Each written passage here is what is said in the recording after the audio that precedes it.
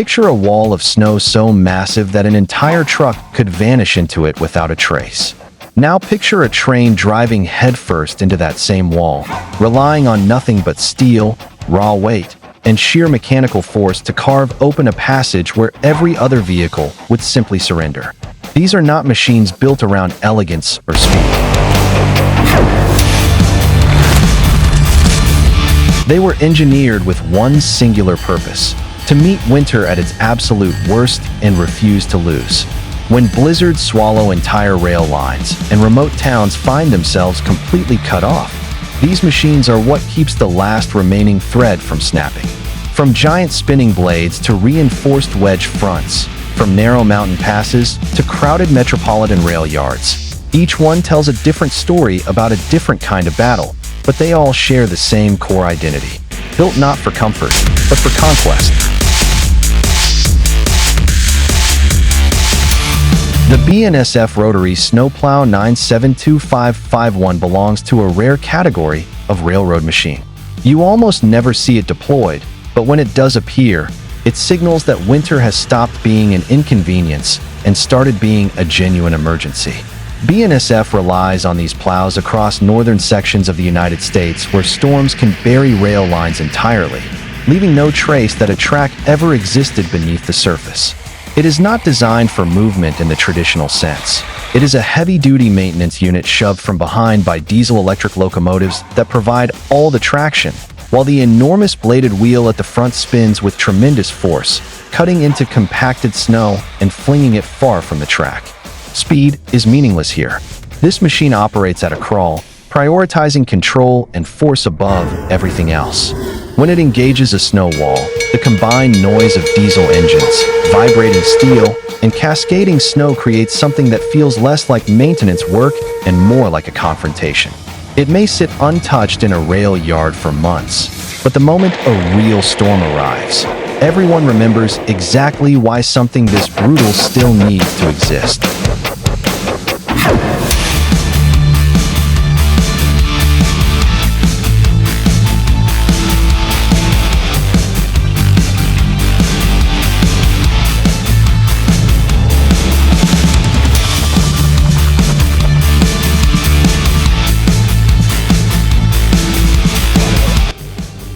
If the BNSF carries the weight of modern necessity, the Southern Pacific Rotary Snow Plow MW208 carries something heavier still: history. This was not simply a tool for keeping schedules. It was the kind of machine that arrived after the storm had already won the first round, after the tracks had disappeared and the corridor had turned into an impassable white canyon. Its reputation was built at Donner Pass in the Sierra Nevada, where snow does not fall politely. It falls in extraordinary volumes, compacts under its own weight, and creates barriers that a simple wedge plow would bounce off of uselessly. Rather than shoving snow aside, its massive rotating front wheel acted like an industrial cutting tool, slicing into the packed mass and throwing debris out through an adjustable chute. One of the most striking chapters in its history involves the January 1952 rescue operation, when a fierce storm stranded the city of San Francisco passenger train in the Sierra Nevada. According to preserved records, the MW208, then numbered 7208, was among the plows deployed at Donner Pass to reach those trapped passengers. A machine doing real work, under real stakes, in one of the worst winters the California mountains had ever produced.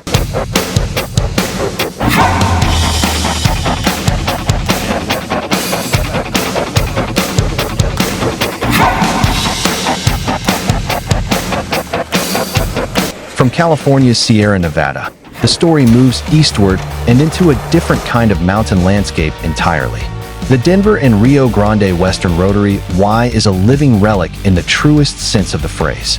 Constructed in 1923 by the American Locomotive Company, it was purpose-built for the narrow-gauge lines threading through the mountain regions served by the Denver and Rio Grande Western Railroad. Narrow-gauge operation creates its own set of complications. The tracks are closer together, the clearance is tighter, and the terrain served by these lines tends to be more remote and rugged than anything a standard gauge railroad would attempt. Working a rotary plow through steep grades, sharp curves, and isolated stretches where a single snow blockage could mean days of complete shutdown required a particular combination of mechanical precision and operational patience. The rotary Y followed the established logic of its type. An internal engine powered the bladed front wheel, while locomotives provided the pushing force from behind. What distinguishes it from being merely a historical footnote is its survival. Preserved and maintained by the Cumbers and Toltec Scenic Railroad, it was returned to actual operational service during a 2020 event, clearing a section of line between Chama and Cumbers for the first time in over 2 decades. Watching a machine built in 1923 doing the work it was designed to do is a reminder that good engineering does not expire.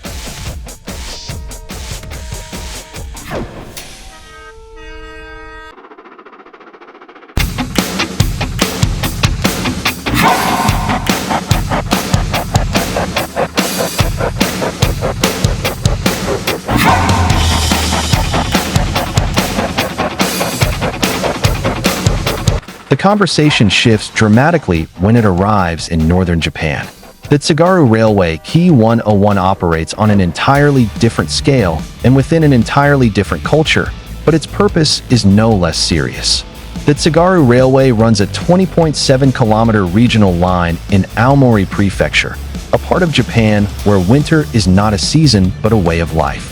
Snow accumulates relentlessly, reshaping the landscape and turning ordinary rail operations into a constant exercise in vigilance. The Key 101 is not a giant by any measure. Compared to the American rotary plows, it appears compact, almost modest, but its function is immediate and essential. A front blade cuts and displaces snow directly from the rails, usually working alongside other railroad maintenance equipment, keeping the line operational through conditions that would otherwise make passenger service impossible. There is nothing flashy about the way it works. Speed is irrelevant. Grip, control, and efficiency are everything. What gives the Key 101 its particular character is the way it fits into the broader identity of the Tsugaru Railway itself, a line known for its stove-heated winter passenger cars, where cold warmth and seasonal travel are part of the cultural experience.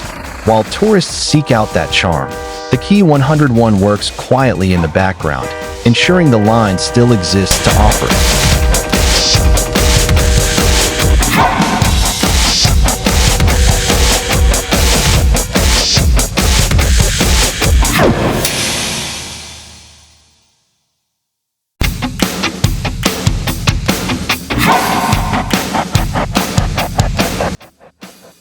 Back in the United States, the Union Pacific Rotary Snowplow 9006-1 offers a window into the earlier decades of American railroad winter engineering.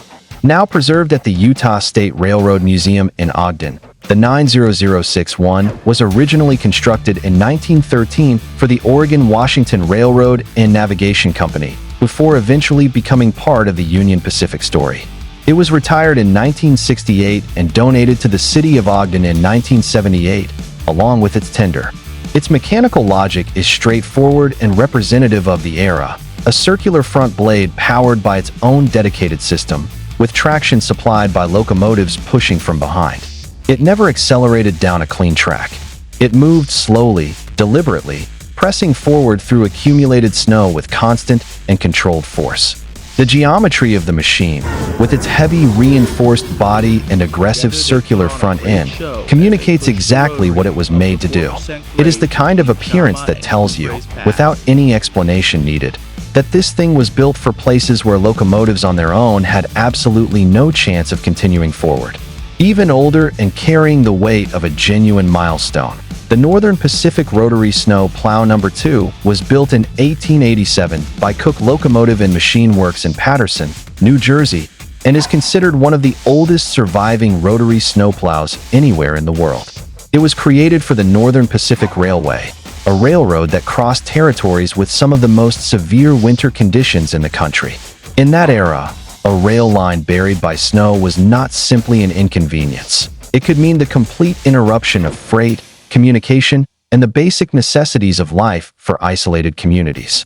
The No. 2 used a steam-powered internal system to spin its bladed front wheel, still requiring a locomotive to push it and regulate its forward movement.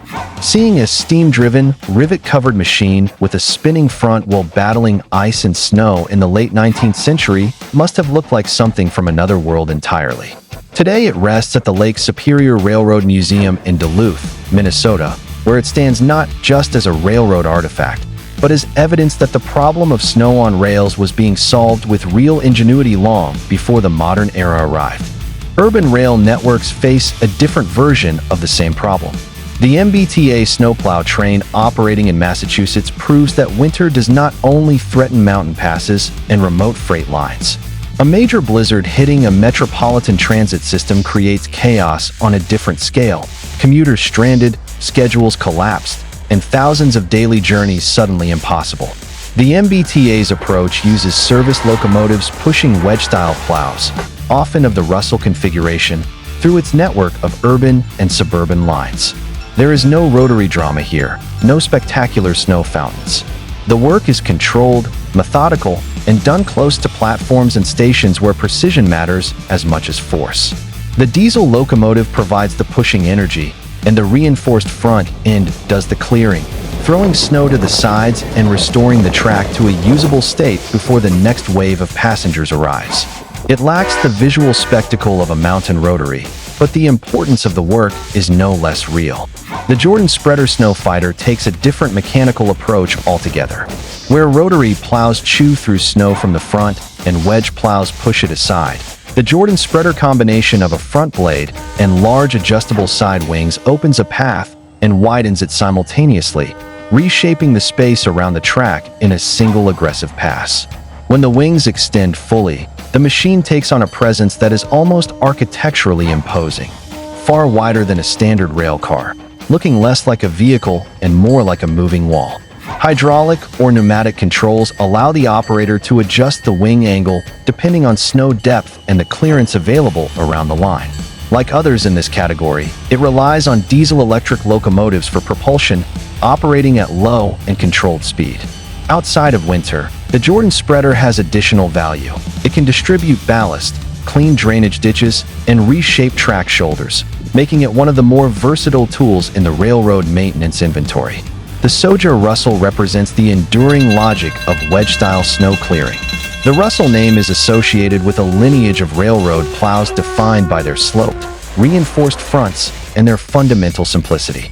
There are no spinning components, no auxiliary engines, and no complex mechanical systems to maintain or repair. The wedge shape does the work, meeting the snow wall directly and splitting it apart, sending the material outward to both sides in a clean and continuous motion. A locomotive pushes from behind, delivering steady torque through its electric transmission while the plow absorbs the impact and converts it into forward progress. The tall slanted front creates the impression of one wall of steel advancing against another wall made of compacted snow.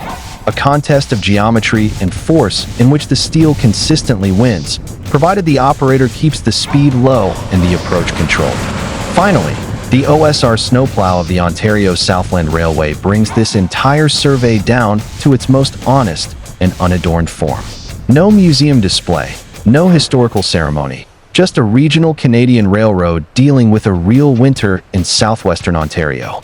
In a December 2010 operation documented at the time, the Ontario Southland used GP7 and RS-23A locomotives together with a plow borrowed from Canadian Pacific to clear the line between Ingersoll and St. Thomas after heavy snow accumulation. The mechanics are as direct as the mission. Diesel-electric locomotives push the wedge plow forward. The reinforced blade opens the path, and the snow goes to the sides. What makes this particular railroad notable is its history of using classic locomotive units in snow operations, including FP9A models that were reportedly well suited to the task, partly because their engine compartments had fewer side doors, which meant less opportunity for snow to enter and compromise the machinery during heavy operations. Across every machine on this list, across different countries, different eras, different scales, and different mechanical philosophies, the same fundamental truth repeats itself. When snow decides to close the railroad, the answer is always the same.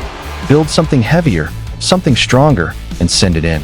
These machines are the evidence that railroads have never accepted the idea of winter winning.